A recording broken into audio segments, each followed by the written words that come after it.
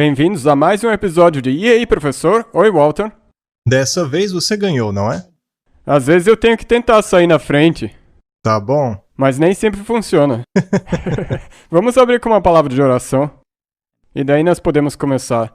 Pai Celeste, muito obrigado mais uma vez por nos reunir e podemos conduzir essas conversas. Nós queríamos te pedir que tu iluminasses nossas mentes para que nós possamos conduzi-la da maneira que tu desejes. Em nome de Jesus, amém.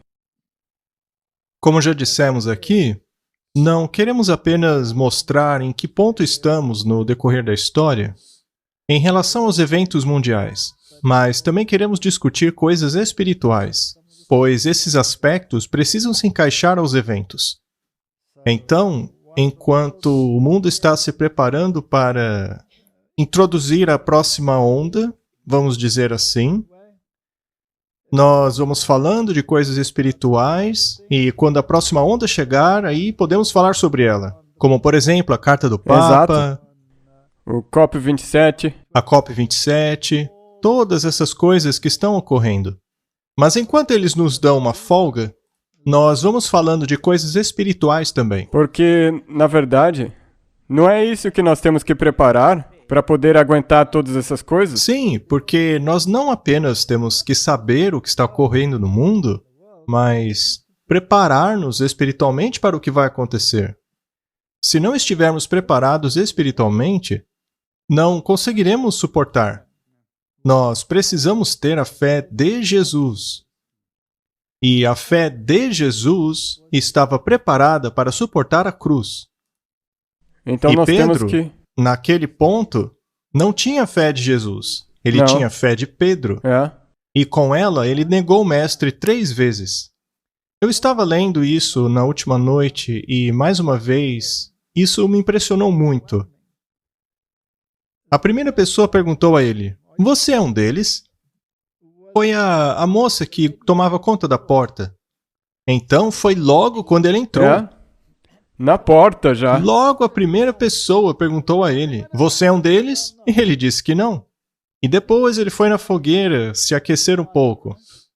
Ele se esquentou um pouco e depois eles, todos disseram, "Você é um deles." E ele negou. Mas você se lembra quem foi o terceiro a perguntar? Foi do lado de dentro onde Jesus estava sendo acusado, mas eu não lembro. Exatamente. E quando eu li isso, caiu minha ficha. Como eu deixei essas coisas passarem? Eu realmente deixei passar. O terceiro a perguntar foi aquele a quem ele cortou a orelha. Uau, ok. Eu não lembrava disso. Sim, isso está no Evangelho de João. Justamente o homem a quem ele tinha cortado a orelha disse, "Eu conheço você." Uau! E é por isso que Pedro foi tão enfático, porque ele sabia que era o servo do sumo sacerdote ou coisa assim. E ele sabia que tinha cortado a orelha do sujeito. Por isso ele negou tão veementemente. Mas foi Deus que colocou aquelas 3 pessoas ali. Sim, os 3 grupos. É. Primeiro a moça, depois o grupo e depois logo aquele a quem ele havia confrontado. Logo ele. E foi por isso que foi difícil para Pedro. Então, Martin, nós precisamos nos preparar para o que está por vir. O título de hoje é Levante-se e brilhe. Estamos nos encaminhando para a crise dos séculos. É para isso que precisamos nos preparar. Pelo menos em um sentido espiritual.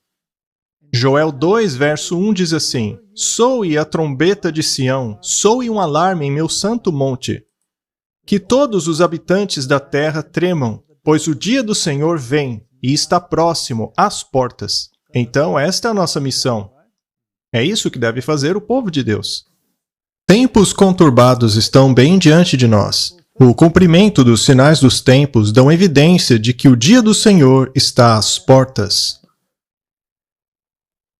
Eu estava conferindo as notícias recentemente e vi todos esses eventos ocorrendo. O nacionalismo cristão está surgindo e eu sei que você está coletando um monte de informação a respeito.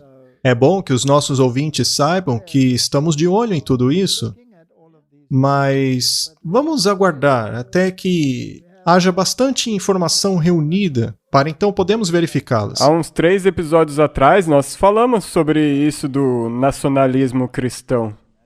Sim, mas a coisa está aumentando, não é? Sim, está pegando embalo. Existem artigos no The Guardian, em outros lugares proeminentes. Você sabe. Ok, mas sobre esse ponto, não é estranho, mas na verdade é assustador que o nacionalismo cristão também está fazendo uma ligação com a guerra civil. Sim, tudo isso está acontecendo. E como a imoralidade tem sido legislada cada vez mais. Mas vamos nos ater a este assunto aqui. O cumprimento dos sinais dos tempos nos dá evidência de que o dia do Senhor está perto, às portas. Isso nos mostra que realmente as coisas estão acontecendo. Os noticiários estão cheios de indicação de um terrível conflito no futuro. Roubos ousados estão cada vez mais frequentes. Greves são cada vez mais comuns. Nós acabamos de ter uma greve em nosso país que paralisou a indústria do transporte. A indústria naval foi prejudicada. Nada pode ser exportado, nada pode ser importado. Os produtos dos fazendeiros estão apodrecendo nos navios. É uma calamidade. Ladrões e assassinos estão em toda parte. Homens possuídos por demônios estão tomando as vidas de homens e mulheres e até criancinhas. Todas essas coisas testificam que a vinda de Cristo está próxima. Nos acidentes e calamidades por terra e mar, nas grandes conflagrações, em poderosos tornados e terríveis chuvas de granizo, tempestades, inundações, ciclones, maremotos, terremotos, Satanás está exercendo seu poder em toda parte. A crise está chegando gradualmente a nós. O sol ainda brilha, os céus ainda continuam os mesmos. Eles ainda declaram a glória de Deus. Os homens ainda bebem e comem, plantando e se casando. Os comerciantes ainda estão comprando e vendendo. As multidões ainda se reúnem em teatros, corridas de cavalo, apostas. A excitação prevalece. Ainda assim, a hora da provação aproxima-se rapidamente do seu fim, e cada caso está para ser decidido eternamente. Satanás vê que o seu tempo é curto, então ele coloca a trabalho todos os seus agentes, para que os homens sejam enganados, iludidos, ocupados, até que o fim do tempo da graça termine e a porta da misericórdia seja fechada para sempre. Martin, por acaso nós temos uma obra a fazer? Sim, e o tempo é curto. Muito bem, então vamos continuar. Já chegou a hora em que haverá tristeza que nenhum bálsamo humano pode curar. Sentinelas angelicais estão agora retendo os 4 ventos, para que estes não soprem até que os servos de Deus sejam selados em suas testas. Mas quando Deus ordenar aos anjos soltarem os ventos, haverá uma cena de conflito como nenhuma caneta é capaz de descrever. Nosso Deus virá e não manterá silêncio. Chamará os céus lá do alto e a terra para julgar o seu povo. Ajuntai-me os meus santos, aqueles que fizeram comigo uma aliança com sacrifícios. Então, Martin, esse é o estado do mundo e do tempo em que estamos vivendo.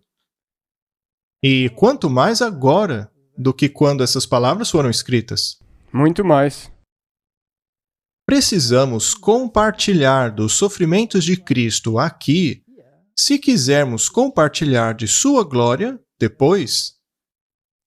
Se procurarmos o nosso próprio interesse, como podemos agradar a nós mesmos ao invés de procurar agradar a Deus e avançar a sua preciosa causa? Nós desonraremos a Deus e a santa causa que nós professamos amar.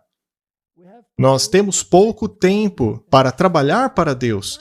Nada é mais valioso do que o despedaçado e espalhado rebanho de Jesus.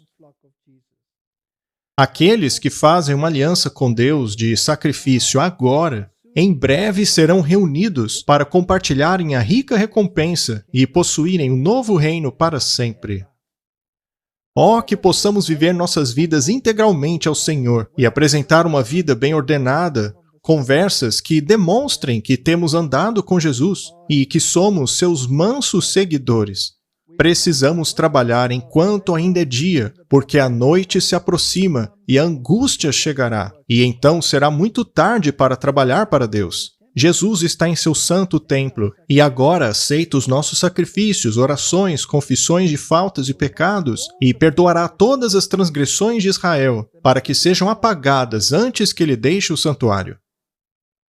Quando Jesus deixar o santuário, então aqueles que são santos e justos continuarão santos e justos, pois todos os seus pecados foram apagados e foram selados com o selo do Deus vivo. Mas aqueles que forem injustos e imundos continuarão injustos e imundos, pois então não haverá mais sacerdote no santuário para oferecer seus sacrifícios, suas confissões e suas orações diante do trono do Pai. Portanto, aquilo que deve ser feito para resgatar as almas da ira vindoura deve ser feito antes de Jesus deixar o lugar santíssimo no santuário celestial. Martin, eu não sei você, mas eu sinto a urgência. É como se eu pudesse ver a areia do tempo se esgotando. E há tantas pessoas, mesmo em nossa própria família, que não estão prontas. E o tempo, como você disse, está passando tão rápido que algo espiritual, algo divino, está guiando isso aí. Como preparar mentes que não querem ser preparadas? Como alcançar as pessoas que fecharam a porta? Como tocar essas pessoas? Como fazer isso? Mas é frustrante. Mas é aí que Deus entra. Nós somos os semeadores. E Ele é o chefe. É Ele quem faz crescer. Mas, Martin, parece até que tudo está contra nós. Com certeza. Parece que o inimigo não está trabalhando apenas de fora, mas trabalhando dentro. E ele tem sido bastante bem-sucedido. Nós temos mais a temer do lado de dentro do que do lado de fora. Isso é problemático. A nossa ordem de marcha está lá no livro de Isaías. É de lá que pegamos o nosso título de hoje. Levanta-te, resplandece, porque vem a tua luz, e a glória do Senhor vai nascendo sobre ti. Porque eis que as trevas cobriram a terra, e a escuridão os povos. Mas sobre a ti o Senhor virá surgindo, e a sua glória se verá sobre ti. Martin, se você teve grande luz, quer dizer que você tem uma grande responsabilidade. Você não pode simplesmente dizer, eu tenho a luz, estou feliz por ter luz. Mas e aqueles que não têm? E tem aquele verso que diz que você não deve esconder debaixo do cesto. Quando ainda éramos cegos, nós tínhamos uma desculpa. Mas quando Jesus fez aquela pequena lama e colocou em nossos olhos e nos mandou para o tanque de Siloé, o que significa enviado, então você foi enviado para um certo dever. Você deve ir e testemunhar, mesmo para quem não quer ouvir. Ele foi aos fariseus, não é? E eles disseram ao cego, quem curou você? E ele disse que foi Jesus. Ele ainda não tinha visto, mas ele sabia quem era. Agora ele enxergava. E desde que havia começado o mundo, nunca houve isso que alguém cego de nascença pudesse ver. Se esse homem é pecador ou não, eu não sei, mas uma coisa eu sei, eu era cego e agora eu vejo. Ora, esse homem é um pecador porque ele me curou no sábado? Ora, vocês nasceram em pecado. Se ele era um pecador ou não, eu não sei. Mas eu era cego e agora eu vejo. Por acaso vocês também querem ser discípulos dele? Rapaz, imagina só. Você imagina a reação deles. Mas, enfim, quando recebemos luz, nós somos automaticamente enviados. Normalmente enviados para pessoas que não querem ouvir. É isso. É a vida. É assim que funciona. E os gentios caminharão à tua luz, e os reis ao esplendor que te nasceu. Levanta em redor os teus olhos, e vê, todos estes já se ajuntaram, e vêm a ti. Teus filhos virão de longe, e tuas filhas serão criadas ao teu lado. Então verás e serás iluminado, e o teu coração estremecerá e se alargará, porque a abundância do mar se tornará a ti, e as riquezas dos gentios virão a ti. Manadas de camelos cobrirão a sua terra, camelos novos de Midian e de Efá. Virão todos de Sabá carregando ouro e incenso e proclamando o louvor do Senhor. Martin, você entendeu isso? O que você acha que é essa promessa? Quando isso vai acontecer? A chuva serôdia. Isso é a chuva serôdia, Martin. Você consegue imaginar, Martin, quando eles começarem a virem, quando as nações começarem a vir, mas para isso eles precisam ouvir uma mensagem. Nós precisamos levar a mensagem. Sim, o alto clamor. E quando chegar o alto clamor, e esse alto clamor é a colheita, eles já precisam ter ouvido a mensagem. Veja, a mensagem já foi dada na época de Jesus, antes da chuva temporã. Jesus tinha espalhado a boa semente. Ele tinha espalhado a boa semente. E as pessoas que viram os milagres sabiam a respeito dele. Sabiam de tudo isso, mas não estavam convencidas. Elas ouviram as parábolas dele, ouviram os ensinamentos. Eles discutiam entre si, eles debatiam aqueles assuntos. Alguns o condenavam, outros aceitavam. A verdade estava espalhada, todos já tinham ouvido. Mas ela ficou dormente. E então, pelo poder da chuva temporã, eles vieram aos milhares. Isso vai acontecer no fim. Sim, na chuva serôdia. Com certeza, Martin. Até mais. Ainda mais potente. Portanto, todas essas pessoas virão a mensagem, mas elas precisarão tê-la ouvido. Você não acha que muitas pessoas hoje já estão conversando a respeito de programas como o nosso? Não apenas o nosso, mas de muitos outros pregadores. E dizendo, eu concordo com eles. Outros dizendo, não, eu não concordo. Mas não estão discutindo? Sim. Você ouviu esse sermão? Você ouviu o que esse cara diz? Eles são loucos, eles não são. Falam a verdade, não falam. Não aconteceu na época de Jesus? Com certeza. Precisamos agitar, agitar, agitar. Mas teremos oposição? Inúmeras. Jesus sofreu oposição? Sim, eles E tiveram. os discípulos? Na verdade, todos eles foram mortos. Muito bem, Martin. Isso é muito encorajador, viu? Mas isso vai acontecer. É isso que precisa acontecer quando cair a chuva serôdia. Precisamos levantar e brilhar. E Martin, você precisa ter luz para dar luz. Não tem como ser de outro jeito. Isaías, capítulo 60, verso 7. Todos os rebanhos de Quedar se reunirão junto de você, e os carneiros de Nebaiote a servirão. Serão aceitos como ofertas em meu altar, e adornarei o meu glorioso templo. Você acha que Deus está falando de animaizinhos aqui? Não. Está falando de pessoas. É sobre pessoas? Quem são estes que voam como nuvens, que voam como pombas para os seus ninhos? Pois as ilhas esperam em mim. À frente vêm os navios de Tarsis, trazendo de longe os seus filhos, com prata e ouro em honra ao Senhor, o seu Deus, o Santo de Israel, porque ele se revestiu de esplendor. E esse ouro e prata, será que é literal? Não. A prata não significa o caráter que foi refinado no fogo? E o ouro não é a fé e o amor? Essas pessoas terão aceitado o Evangelho, elas serão reunidas, elas virão de todas as partes do mundo, e os filhos dos estrangeiros edificarão os teus muros, ou seja, defenderão os mandamentos de Deus. Mas precisarão ter ouvido isso de alguém. E os seus reis a servirão. Com ira eu a feri, mas com amor lhe mostrarei compaixão. As suas portas permanecerão abertas, jamais serão fechadas, dia e noite. O que significam portões, Martin? Julgamento. É ali que os juízes se reuniam. Eles se reuniam nos portões.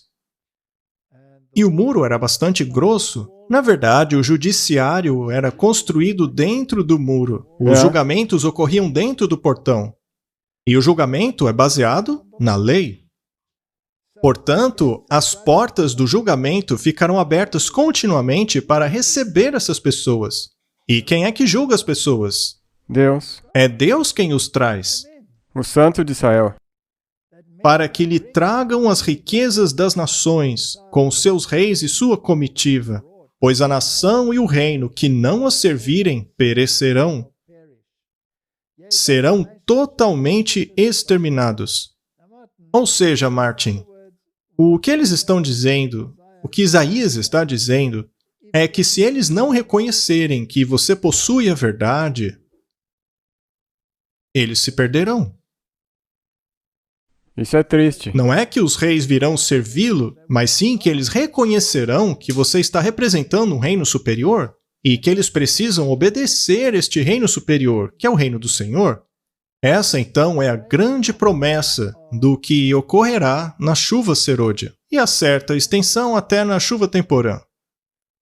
Porque até mesmo as pessoas da família do César foram convertidas. Muitos reis depois, na Reforma Protestante, foram convertidos. Líderes foram convertidos. E no final haverá pessoas, até mesmo no reino político, que reconhecerão a verdade e sairão. Então não podemos excluir todos eles. Não.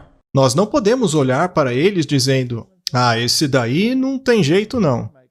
Pessoal, o problema é, você mencionou isso muitas vezes já antes. Se você, por exemplo, tivesse que julgar o Arão, ele teria sido julgado de maneira errada, porque quando ele fez o bezerro de ouro, pode cortar ele. Pois é, não podemos excluir ninguém, mas devemos, na verdade, orar por eles. Porque muitos reis de Israel fizeram coisas horrendas e eles se converteram no final. Então, Deus dará sabedoria. A glória do Líbano virá a você. Juntos virão o pinheiro, o abeto e o cipestre. Ele está falando só de árvore aqui? Não. A Bíblia refere-se aos justos como árvores plantadas num vale fértil ao longo dos ribeiros, para adornarem o lugar do meu santuário, e eu glorificarei o local em que pisam os meus pés. Os filhos dos seus opressores virão e se inclinarão diante de você. Todos os que a desprezam se curvarão aos seus pés e a chamarão cidade do Senhor, Sião do Santo de Israel. Que promessa maravilhosa!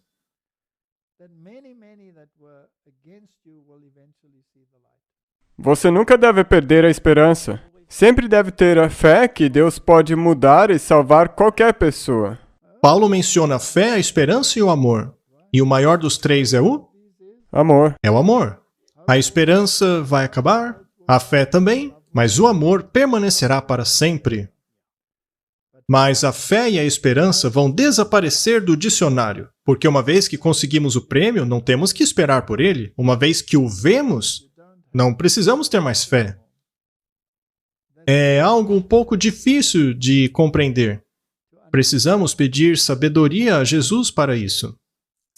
Sabe, tem certas coisas que você pergunta por que foi escrito assim. Por que o Senhor disse determinadas coisas? Por exemplo, falamos do amor, da esperança. E você sabe, se eu pegar a minha Bíblia e se eu me lembro bem, acho que está em João. Eu acho que está lá, no capítulo 14. Não. É no capítulo 16. 16, onde Jesus diz a partir do verso 8: E quando ele vier, ele está falando do Espírito Santo, ele convencerá o mundo do pecado, da justiça e do juízo. Essas três coisas. E então ele as qualifica. Do pecado, porque não creram em mim. É pecado não crer em Jesus? Com certeza. Com certeza. É pecado, não é? Eu sou o caminho, a verdade e a vida. Ninguém vai ao Pai, senão por mim, disse ele. Então, se você não crê, é um pecado. Um pecado. E significa que você não tem a vida eterna, pois o salário do pecado é a morte. Do pecado, porque não creram em mim, porque não acreditaram em mim. E a frase seguinte é ainda mais estranha. Da justiça, porque eu vou para o meu Pai e não me vereis mais. Fé. Fé. Porque a justificação pela fé. Por que precisa ser pela fé? Ora, porque não podemos vê-lo, então tem que ser pela fé. Fé é a substância daquilo que se espera, a evidência de coisas que não se veem. Então tem que ser justificação pela fé.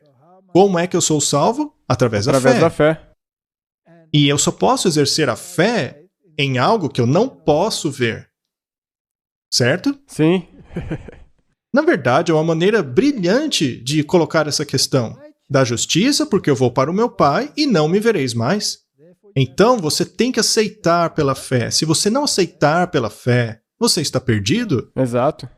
O que dizer desses sistemas religiosos que não aceitam a justificação pela fé?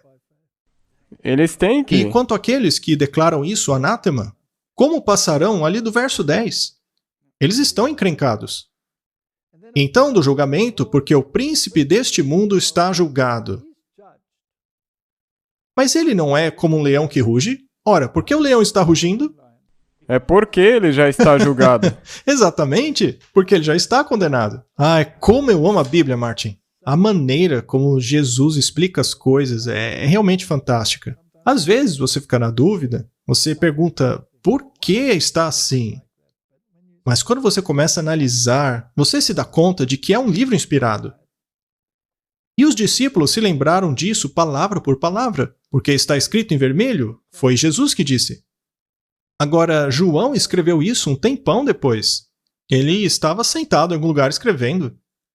Bem, pensando nisso, eu mencionei antes que todos os discípulos foram mortos.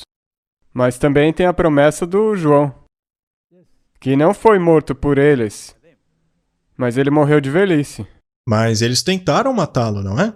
Ah, inúmeras vezes. Isso também é uma promessa para os tempos que nós estamos vivendo hoje, enquanto levamos essa mensagem ao mundo. Muito bem. Então, verso 15 diz: em vez de abandonada e odiada, sem que ninguém quisesse percorrê-la, farei de você um orgulho, uma alegria para todas as nações. Você beberá o leite das nações e será amamentada por mulheres nobres. Então você saberá que eu, o Senhor, sou o seu Salvador, o seu Redentor, o poderoso de Jacó. Ou seja, os gentios e os reis virão até você para nutri-la. É. Eles proverão os meios para terminar aquilo que é necessário. Em vez de bronze, eu lhe trarei ouro, e em vez de ferro, prata. Em vez de madeira, eu lhe trarei bronze, e em vez de pedras, ferro. Entendeu? Farei da paz o seu dominador, da justiça o seu governador. Não se ouvirá mais falar de violência em sua terra, nem de ruína e destruição dentro de suas fronteiras. Os seus muros você chamará salvação, e as suas portas, louvor. Lembre-se, porta significa julgamento. Justos são os seus juízos. Em outras palavras, toda essa gente que ouviu a mensagem será convencida na chuva serôdia, no alto clamor, e muitos se converterão a Deus. Eles sairão de Babilônia aos montes. E, infelizmente, muitos dentro da igreja de Deus sairão. Mas o número do povo de Deus não diminuirá. O sol não será mais a sua luz de dia, e você não terá mais o brilho do luar, pois o Senhor será a sua luz para sempre. O seu Deus será a sua glória. Na cidade celestial, ele brilha como o sol, várias vezes mais. Você não precisará do sol, certo? O seu sol nunca se porá e a sua lua nunca desaparecerá, porque o Senhor será a sua luz para sempre, e os seus dias de tristeza terão fim. Essa é a promessa da vida eterna. Todo o seu povo será justo e possuirá a terra para sempre. Ele é o renovo que plantei, obra das minhas mãos, para a manifestação da minha glória. O mais pequenino se tornará 1000, o menor será uma nação poderosa. Eu sou o Senhor, na hora certa farei que isso aconteça. Então estas são as promessas do derramamento da chuva serôdia e da restauração de todas as coisas. Quão importante é que deixemos a nossa luz brilhar agora. Não vai haver outro momento, porque nós estamos em escuridão. Trabalhe enquanto ainda é dia, não é? Ok, então o que você está dizendo é que nós temos o período antes da segunda vinda de Jesus, quando a chuva serôdia cai, e daí, depois disso, o período que nós estaremos no céu. Quando tudo for restaurado. É exatamente isso, Martin. Muito bem, vamos olhar para essas tipologias, porque estamos falando a respeito de nos erguermos para brilhar. Nós precisamos saber o que isso é, precisamos saber o que precisamos fazer para que essas pessoas possam aceitar a verdade. Do contrário, elas não podem vir aos montes. Precisamos semear. Exato. Elas precisam ser chamadas durante a chuva serôdia. Vamos dar uma olhada nessa história em 1 Reis. A partir do capítulo 9. Quando Salomão acabou de construir o templo do Senhor, o palácio real e tudo mais que desejara construir, veja só, Martin, Salomão estava construindo um prédio físico, o templo. Já nós fomos instruídos a construir um templo espiritual. Vocês são o templo do Deus vivo. Foi isso que disse Paulo. Nós devemos construir a igreja. E esse prédio consiste de pedras vivas. Veja só os paralelos. O Senhor lhe apareceu pela segunda vez, como lhe havia aparecido em Gibeon. O Senhor lhe disse: ouvi a oração e a súplica que você fez diante de mim. Consagrei este templo que você construiu, para que nele habite o meu nome para sempre. O que você acha que significa isso? O caráter dele. Muito bem. Os meus olhos e o meu coração estarão nele para sempre. E se, veja só, é uma condição, se você andar segundo a minha vontade, com integridade de coração e com retidão, como fez o seu pai Davi, se você fizer tudo o que eu te ordeno, obedecendo aos meus decretos e às minhas ordenanças, então, isso é condicional? Com certeza. Ainda se aplica hoje? E não é somente mencionado aqui. É mencionado inúmeras vezes, então obviamente que ainda se aplica. Então eu firmarei sobre Israel o seu trono para sempre, conforme prometi a Davi, seu pai, quando lhe disse: nunca lhe faltará descendente para governar Israel. Cristo? Porém, é condicional? Sim, se vocês não. Se você ou seus filhos se afastarem de mim e não obedecerem aos mandamentos e aos decretos que lhes dei, e prestarem culto a outros deuses e adorá-los, então vem o resultado disso. Será que o mesmo se aplica ao prédio espiritual de hoje? Sim, com certeza. Por que as pessoas não entendem isso? Não, porque eles não querem que isso diga a respeito deles também. Então cortarei Israel da terra que lhes dei, e lançarei para longe da minha presença este templo que consagrei ao meu nome. Israel se tornará objeto de zombaria entre todos os povos. Isso aconteceu a Israel literal? Pode ocorrer também ao templo espiritual? E embora este templo seja agora imponente, todos os que passarem por ele ficarão espantados e perguntarão: por que o Senhor fez uma coisa dessas a esta terra e a esse templo? E a resposta será: porque abandonaram o Senhor, o seu Deus, que tirou os seus antepassados do Egito, e se apegaram a outros deuses, adorando-os e prestando-lhes culto. Por isso o Senhor trouxe sobre eles toda essa desgraça. Seria possível que isto ocorresse ao templo espiritual também? Sim. Aliás, Israel literal. Eles apostataram todos ou milhares saíram de lá? Milhares saíram. Muito bem. E eles se uniram aos nazarenos. Mas eles não se separaram dos judeus. Ainda faziam parte daquilo, mas eventualmente foram chutados para fora. E depois de 20 anos, durante os quais construiu estes dois edifícios, o templo do Senhor e o palácio real, O rei Salomão deu 20 cidades da Galileia a Hirão, rei de Tiro, pois Hirão lhe havia fornecido toda a madeira de cedro e de pinho e ouro de que ele precisou. Mas quando este veio de Tiro para ver as cidades que Salomão lhe dera, não gostou. É como se as promessas de Deus não fossem suficientes.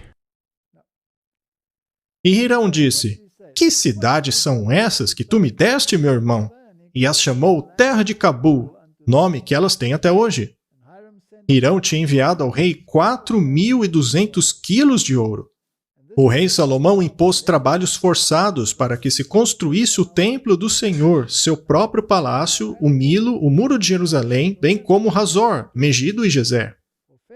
O faraó, rei do Egito, havia atacado e conquistado Gezer, incendiou a cidade, matou os seus habitantes, que eram cananeus, e a deu como presente de casamento à sua filha, mulher de Salomão. Salomão tinha muitos problemas, e um deles era mulheres.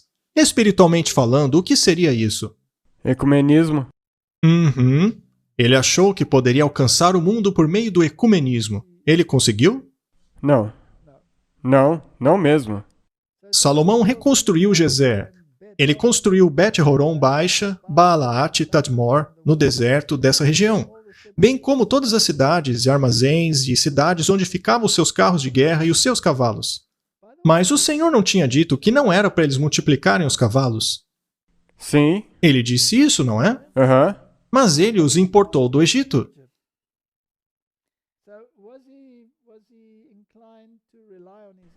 Ah, com certeza. Digo, até se você ver o edifício do templo, houveram algumas coisas que não eram exatamente aquilo que Deus esperava que ele fizesse. Exato, ele recorreu às outras nações por ajuda, Aham. quando, na verdade, Deus teria dado ajuda a Israel. E aqueles artistas especialistas, que eram muito habilidosos, na verdade eram descendentes daqueles a quem Deus havia abençoado, porém que haviam se casado com as filhas dos pagãos, e agora voltaram e se associaram, por dinheiro, é claro. É. Muito bem. E todas as cidades e armazéns e as cidades onde ficavam os seus carros de guerra e os seus cavalos. Construiu tudo o que desejou em Jerusalém, no Líbano e em todo o território que governou. Salomão recrutou para o trabalho forçado todos os não-israelitas, descendentes dos amorreus, dos hititas, dos ferezeus, dos heveus e dos jebuseus, que não tinham sido mortos pelos israelitas, e nesse trabalho continuam até o dia de hoje. Mas Salomão não obrigou nenhum israelita a trabalhos forçados. Eles eram seus homens de guerra, seus capitães, os comandantes dos seus carros de guerra e os condutores de carros. Tem muita tipologia aqui, Martin. Muito bem. Então, havia coisas que ele fez que foram corretas, mas houve outras que foram erradas. E no início ele era bastante zeloso. Ele caminhava nos caminhos de seu pai Davi. Com exceção, é claro, daquela questão de Batseba. Mas ele tinha uma tendência de ser ecumênico. Sim. Então, podemos aprender muita coisa em relação ao estado da igreja nos dias de hoje. Nós temos exatamente os mesmos problemas. Então o templo que nós deveríamos estar construindo também tem sofrido dos mesmos problemas. Sim, e precisa de algum tipo de purificação. Nós não temos que ler tudo o que ele fez, mas o povo de Deus era, obviamente, aquele que deveria ser a cabeça e não a cauda. Vamos colocar dessa maneira. Quando ele fala que Salomão não obrigou nenhum israelita a trabalho forçado, mas que eram seus homens de guerra, seus capitães, comandantes dos seus carros de guerra e condutores de carros, ele está se referindo ao exército do Senhor. Nós somos homens livres, que, por nossa própria escolha, decidiu servir o Senhor. Nós temos que olhar para essa questão como um aspecto espiritual. Somente depois que a filha do faraó mudou-se da cidade de Davi para o palácio que Salomão havia construído para ela, foi que ele construiu o Milo. Então veja que ele também tinha tendência de fazer coisas para as outras mulheres que estavam em seu ambiente. E então ele construiu uma marinha, ou seja, para que a igreja crescesse. E ele tinha uma associação com Hirão, certo? Hirão enviou a ele a sua marinha, que navegou até Ofir e de lá trouxeram 14.700 quilos de ouro para o rei Salomão. Será que a igreja de hoje está se tornando rica também? Sim. Ela não se relaciona com outras mulheres também? Com certeza. E na verdade ela deveria ser rica no conhecimento de Deus e em proclamar isso para o mundo. Martin, de uma maneira espiritual, essa coisa terrena com a qual estão envolvidos os humanos, ela tem boas coisas, mas também tem coisas que não são tão boas. Mas o que Deus realmente quer de sua igreja? Vamos olhar lá em Salmos 45, a partir do verso 6. O teu trono, ó Deus, subsiste para todo sempre. Cetro de justiça é o cetro do teu reino. Isso descreve o governo de Deus. Ele é perfeito. Amas a justiça e odeias a iniquidade. Por isso Deus, o teu Deus, escolheu-te dentre os teus companheiros, ungindo-te com óleo e alegria. Todas as tuas vestes exalam aroma de mirra, aloés e cássia. De quem ele está falando aqui? Aqui está falando de Jesus. Sim, é a beleza de Jesus. Agora veja só. Filhas de reis estão entre as mulheres da tua corte. À tua direita está a noiva real, enfeitada de ouro puro de Ofir. Quem é ela? Essa é a igreja. É a igreja. Mas há outras mulheres ali também. Ou seja, havia muitas igrejas. Não as igrejas da Reforma, por exemplo. Exato. Será que elas serão representadas no reino dos céus? Sim. Mas universal e inclusiva é a noiva de Cristo. Ela é a rainha adornada do ouro de Ofir, ou seja, ela tem o caráter. Então vimos em tipo, mas tinha manchas, enquanto essa é perfeita. Ouça, ó filha, considere e incline os seus ouvidos. Esqueça o seu povo e a casa paterna. O rei foi cativado pela sua beleza. Honre-o, pois ele é o seu senhor. Existe então esse relacionamento que Deus quer ter com sua igreja, que tem tudo a ver com o caráter. Essa história é interessante. Ela está no capítulo 10, quando Salomão construiu o templo cheio de zelo. Ele não havia feito tudo corretamente, mas o seu coração ainda era justo. Só que mais tarde ele tornou-se um viciado em ecumenismo. E tomou todas essas mulheres ao seu harém. Então temos que observar, pois temos a tendência de fazer exatamente a mesma coisa. Porque com isso infiltram-se todas as outras apostasias. Pois é, e corremos o risco de nos tornarmos o presidente de um concílio ecumênico, pensando que assim estamos agradando o Senhor. É melhor ficar de olho. Leia o que aconteceu com Salomão. Até efeminado ele tornou-se. Mas é uma bela história. Ela está lá em 1 Reis, capítulo 10. E a rainha de Sabá... Veja, aqui está uma mulher que representa mais do que uma simples mulher. Representa uma igreja. Ela era uma pessoa literal, mas serve como tipo daqueles que permanecerão de pé um dia, que acabamos de ler. A rainha de Sabá soube da fama que Salomão tinha alcançado graças ao nome do Senhor e foi para Jerusalém para pô-lo à prova com perguntas difíceis. Então nós, a verdadeira igreja, ela tem doutrinas por aí e as outras igrejas vão vir com perguntas difíceis para testá-las. Por que vocês dizem isso e aquilo? Perguntas difíceis. Precisamos conhecer a Bíblia. Precisamos nos preparar aqui, para levar a mensagem. Eles virão com perguntas difíceis. Vocês dizem isso e aquilo. Ensinam sobre 1844. Isso é um monte de baboseiras. Mostre-nos aonde diz isso na Bíblia. Vocês afirmam isso, afirmam aquilo. Falam que o homem é mortal. Vocês falam um monte de coisas estranhas. Mostre-me na Bíblia. Quando chegou, acompanhada de uma enorme caravana, com camelos carregados de especiarias, grande quantidade de ouro e pedras preciosas, fez a Salomão todas as perguntas que tinha em mente. Veja só, Martin, a rainha de Sabá tinha muitas perguntas. O povo no mundo hoje tem perguntas? Quantas perguntas não recebemos aqui? A gente recebe centenas delas. Nós não temos pessoas encarregadas somente de responder perguntas? Sim, eles não conseguem dar E conta. elas não dão conta. Você mesmo não responde? Eu tento, mas... Eu também tento. Mas às vezes é muita coisa. Isso para dizer o mínimo. Muito bem, mas ela tinha perguntas. E ela derramou todas sobre ele. Ela queria saber tudo. Tudo. E Salomão respondeu a todas. Quantas? Todas. Todas. Martin, não deveríamos saber responder todas as perguntas? De onde tiramos a informação para respondê-las? Na Bíblia e no Espírito de Profecia. Você deve estudar a lei e o testemunho. Muito bem. Salomão conseguiu responder a todas. Nenhuma lhe foi tão difícil que não pudesse responder.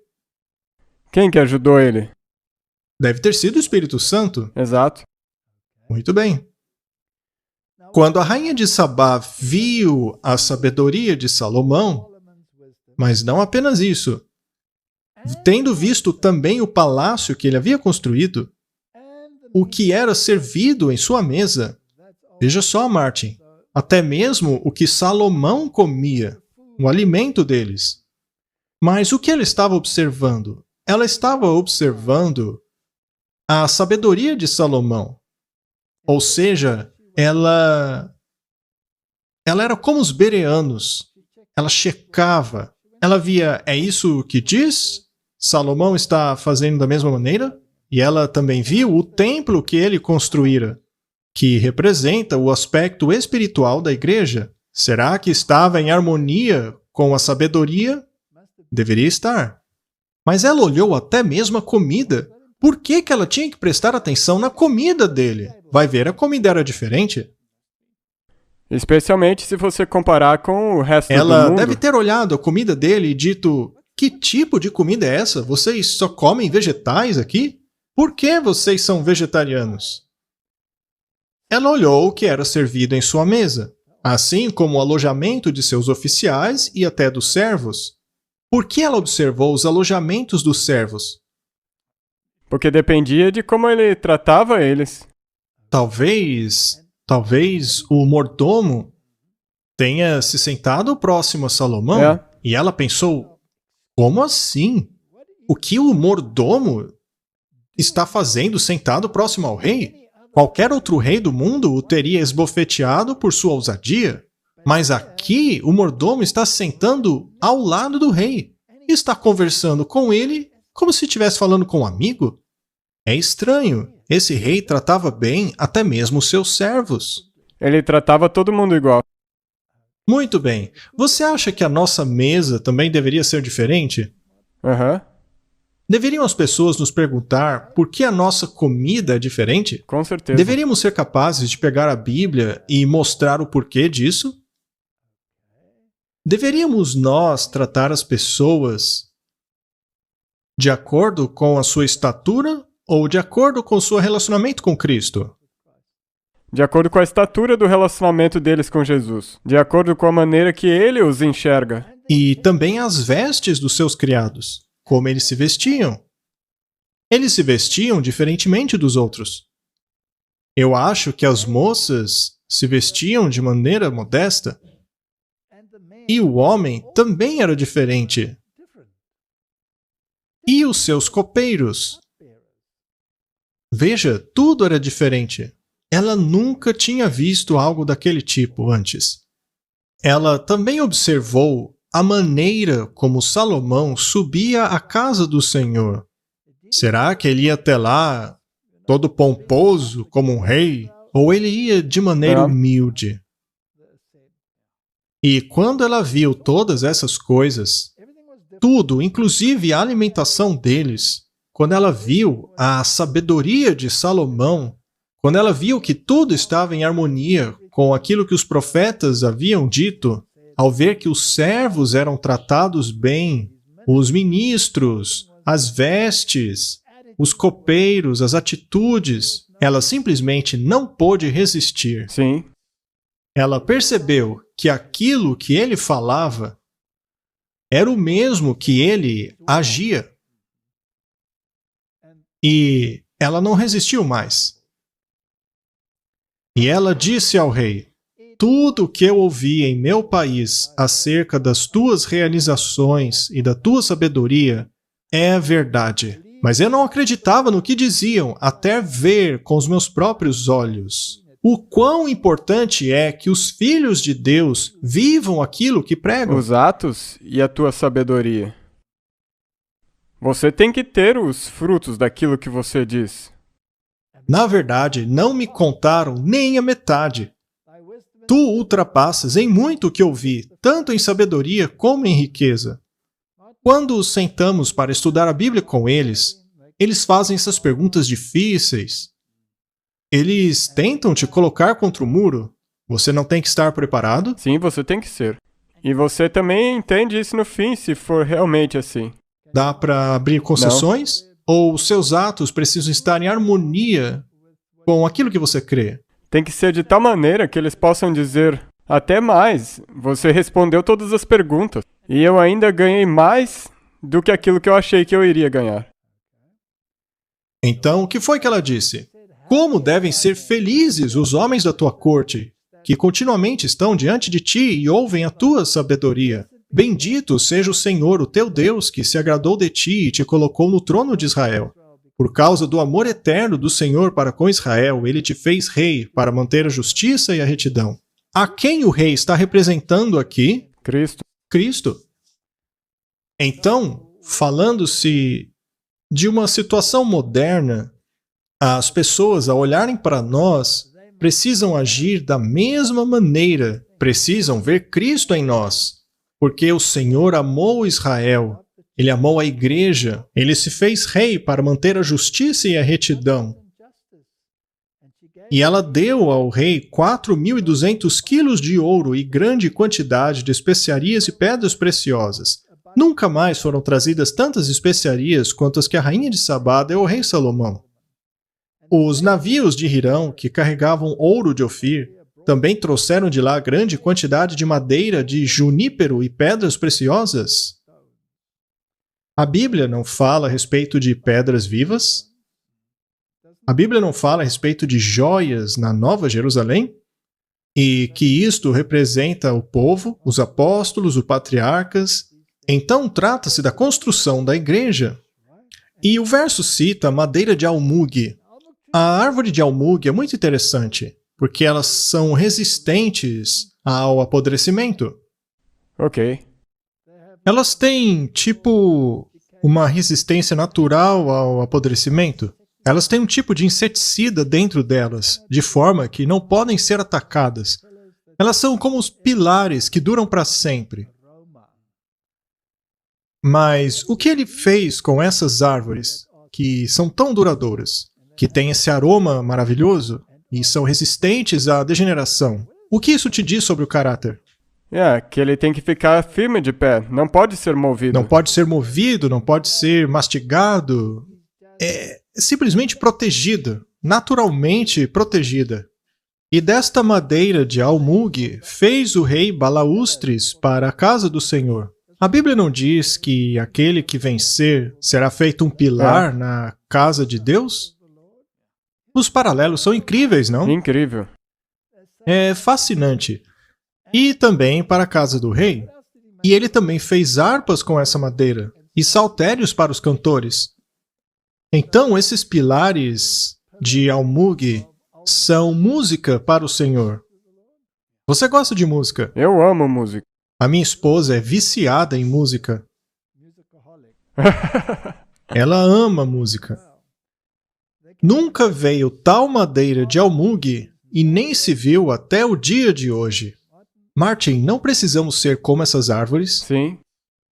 Nós temos que ser como árvore de sândalo no fim, para que possamos ser colunas na casa do Senhor. E o rei Salomão deu à rainha de Sabá tudo o que ela desejou. Então, é uma rua de duas mãos. Ela trouxe muito para a igreja e ela recebeu tudo que ela poderia querer. Seria esta uma explicação do que ocorrerá? Sim. Então, o que podemos trazer? Nós somente podemos trazer Jesus e a verdade e a luz.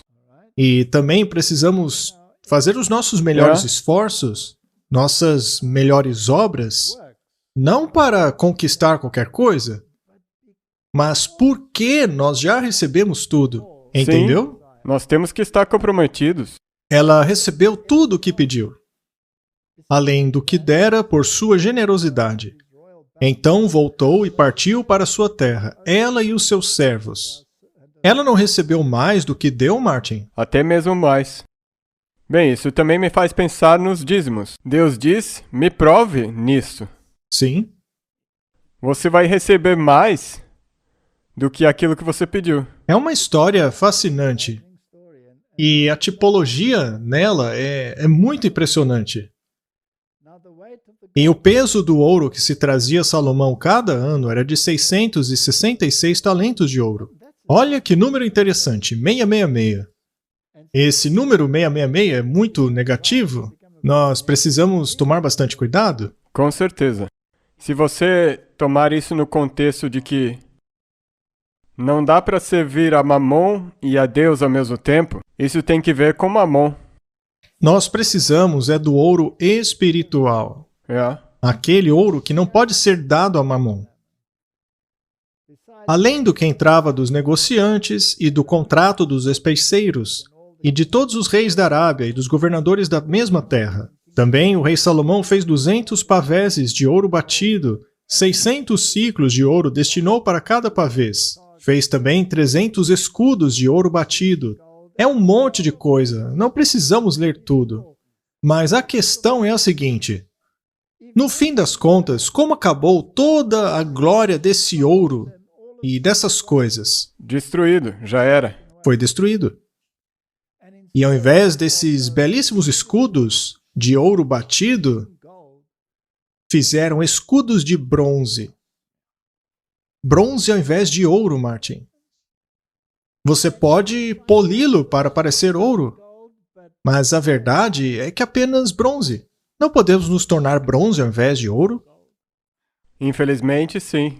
Você acha que a nossa igreja poderia estar no processo de apresentar bronze ao invés de ouro?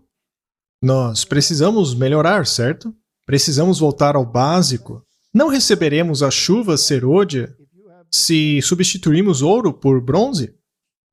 Na verdade, a Bíblia nos diz que todas as taças de beber de Salomão eram de ouro, bem como todos os utensílios do palácio da floresta do Líbano. Não havia nada de prata, pois a prata quase não tinha valor nos dias de Salomão. O rei tinha no mar uma frota de navios mercantes, juntos com os navios de Hirão. Cada 3 anos a frota voltava, trazendo ouro, prata, marfim, macacos e pavões. O rei Salomão era o mais rico e mais sábio de todos os reis da terra. Gente de todo o mundo pedia audiência a Salomão para ouvir a sabedoria que Deus lhe tinha dado. E deveria ter continuado assim. Cuidado com o ecumenismo. Cuidado com o amor pelas outras mulheres. Cuidado para não trocar o ouro por bronze. E, eventualmente, todos os navios foram destruídos. E já não havia mais ouro chegando. O rei tornou a prata tão comum em Jerusalém quanto as pedras, e o cedro tão numeroso quanto as figueiras bravas de Cefelá. Os cavalos de Salomão eram importados do Egito e da Sicília, onde os fornecedores do rei os compravam. Muito bem, Martin. Como já dissemos aqui, ele não deveria ter trazido os cavalos. Não multiplicai os seus cavalos. Nós devemos depender do Senhor, e não na nossa própria força.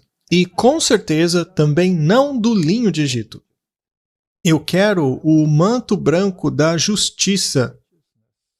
Não um manto falso, como aquele manto branco que uma certa pessoa poderosa veste. E importavam do Egito um carro por 7,2 kg de prata, e um cavalo por 1,8 kg, e os exportavam para todos os reis dos hititas e dos arameus. Muito bem. Então, eles não seguiram exatamente o que Deus havia ordenado. Martin, nós temos uma imagem daquilo que ela era em sua glória. E também temos uma imagem daquilo que ela se torna quando algo dá errado. Mas, no fim, ela precisa ser como era quando eu estava em harmonia com Deus. E verdade, como toda essa história mostrou, a igreja, no fim, terá que ser assim como Salomão foi nos dias em que ele foi justo. Certamente. Muito bem. Levanta-te e brilha. A obra da colportagem nunca deveria ser negligenciada. Muitas vezes tem-me sido mostrado que deveria haver mais interesse em nossa obra de colportagem. A circulação de nossa literatura é um meio muito importante de colocar diante dos homens e das mulheres a luz que o Senhor tem dado à sua igreja para ser dado ao mundo. Mas será que parte disso pode ser substituído hoje pelos meios eletrônicos? Não inteiramente, porque os livros são essenciais, mas o mundo eletrônico é importante. Precisamos fazer uso dele. A circulação de nossa literatura pode ser feita de maneira eletrônica hoje. Continuando a leitura. Colocar diante de homens e mulheres a luz que o Senhor deu à sua igreja para ser dada ao mundo. Os livros vendidos por nossos colportores abrem às mentes de muitos as insondáveis riquezas de Cristo. No serviço de Deus existe obra de muitos tipos para ser feita. No serviço do templo haviam os cortadores de madeira, os sacerdotes de vários tipos, tendo vários tipos de responsabilidade. Os membros de nossa igreja devem erguer-se para brilhar, porque a luz deles é chegada e a glória do Senhor está sobre eles. Que aqueles que conhecem a verdade saiam de seu sono e esforcem-se para alcançar as pessoas aonde estão. A obra do Senhor não deve ser negligenciada por nós, sendo colocada atrás dos interesses mundanos. Não temos tempo para indolência ou desânimo. O Evangelho deve ser proclamado por todo o mundo. As publicações contendo a luz da verdade presente devem ir adiante em todos os lugares. Este é o nosso dever? 100%. Não deveríamos parar de brigar e nos concentrarmos juntos nisso? Sim, temos que trabalhar juntos. Por que nós não estamos acordados? Cada obreiro deve agora compreender a sua obra especial e receber força para desempenhá-la. Desenvolvimentos distintos e peculiares na imensurável glória de Deus trarão ofertas tributárias de vários tipos aos pés de Jesus. Cada nova revelação do amor do Salvador muda o direcionamento de algumas almas para uma direção ou para outra. O fim de todas as coisas está às portas. Os homens deste mundo caminham para sua ruína. Seus esquemas, suas confederações são muitas. Surgirá continuamente novas coisas que levarão a nenhum efeito o conselho de Deus. Os homens estão colhendo os tesouros do ouro e prata que serão consumidos pelo fogo dos últimos dias. É essencial que nos envolvamos no evangelismo. Por todos os meios. Existe hoje em dia tantas maneiras diferentes de fazer isso. Como você disse, eletronicamente, mesmo que você já faça com literatura física, faça isso. Faça alguma coisa, não negligencie. Mas também deveríamos começar a operar instituições. Devemos tornar a mensagem da saúde uma coisa proeminente. Deveríamos estar criando escolas de evangelismo. Nós deveríamos operar em muitos níveis. Verdade. Mas para operar em muitos níveis, nós precisamos de muitas mãos. E, porque nós sabemos que o tempo está curto, não dá tempo de fazer longos períodos de estudo. É isso que diz o Espírito de Profecia. Precisamos de cursos curtos e concentrados. Sabe, eu acho que nós deveríamos fazer isso. Deveríamos nos envolver em evangelismo, nos envolver em treinamento. Deveríamos até mesmo ter cursos dessas coisas na internet para que as pessoas possam ser empoderadas com a informação para levarem a mensagem ao mundo, porque o tempo é curto. Vamos agora ao livro de Marcos. E disse-lhes: Vão pelo mundo todo e preguem o evangelho a todas as pessoas. Quem crer e for batizado será salvo, mas quem não crer será condenado. Mas Martin, como eles vão acreditar se não ouvirem a mensagem por alguém? E estes sinais acompanharão os que creem. Em meu nome expulsarão demônios, falarão novas línguas, pegarão em serpentes e, se beberem algum veneno mortal, não lhes fará mal nenhum. Imporão as mãos sobre os doentes e estes ficarão curados. Martin, precisamos ver isso. Crer. Não queremos um sistema falso, mas queremos um que tenha sido erguido na justiça. Na verdade, se fizermos o que é certo, essas promessas são nossas. Depois de lhes ter falado, o Senhor Jesus foi levado aos céus e assentou-se à direita de Deus. E então os discípulos saíram e pregaram por toda a parte. E o Senhor cooperava com eles, confirmando-lhes a palavra com os sinais que a acompanhavam. Este é o nosso trabalho. É isso que devemos fazer. E o tempo está se esgotando. E a hora é agora. O tempo é curto, Martin. Não resta mais tempo para blá blá blá. Não há tempo para desânimo, para adiamentos. Precisamos trabalhar. Queridos, eu faço um apelo a vocês. Esqueçam as brigas internas. Coloque a mão à obra.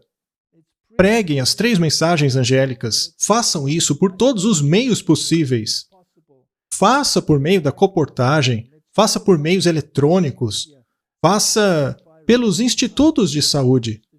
Vamos fazer por meio de escolas de evangelismo? Vamos trabalhar de todas as maneiras possíveis. Amém.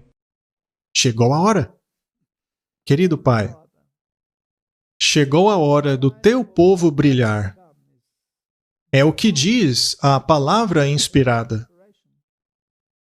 Ajuda-nos a não sermos apenas receptores, mas transmissores, refletores da grande luz que tem sido brilhada sobre nós.